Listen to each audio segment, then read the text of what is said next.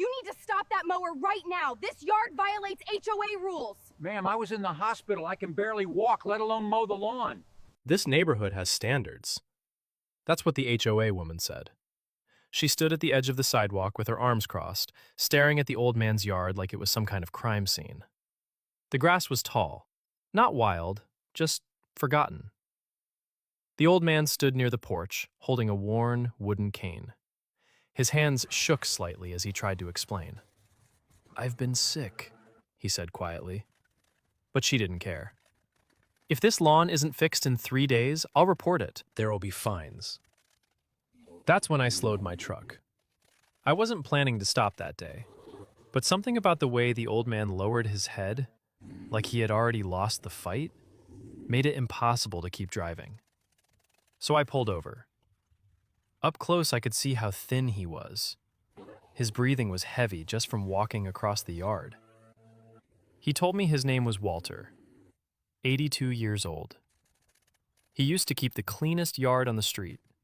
Every Saturday morning, he mowed it himself, said it gave him peace. But 2 months ago, he had heart surgery. The doctors told him no lifting, no pushing, no strain. And now the grass had grown higher than his knees. He looked embarrassed even talking about it. "I tried yesterday," he said, pointing to an old mower sitting halfway across the yard. "I made it about 10 feet. That's all it took for me. I grabbed my mower from the truck and started cutting. The engine roared to life, and thick lines of grass began to fall." For the first time, Walter smiled. But 10 minutes later, she came back. The HOA woman. Her heels clicked loudly on the pavement.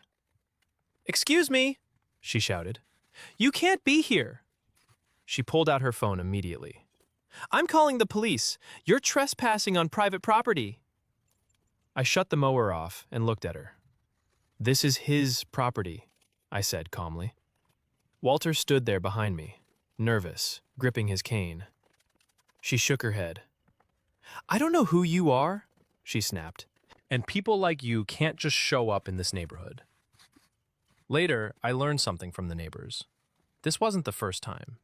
She had fined multiple elderly homeowners, hundreds of dollars, over things they physically couldn't fix anymore. But that day, the mower kept running. Line by line, the yard came back to life. And by the time the sun started dropping behind the houses, the lawn looked like it used to. Walter stood there quietly staring at it, like he had just gotten a piece of his life back. But the HOA woman was still watching from the sidewalk. And something tells me, this story isn't over yet.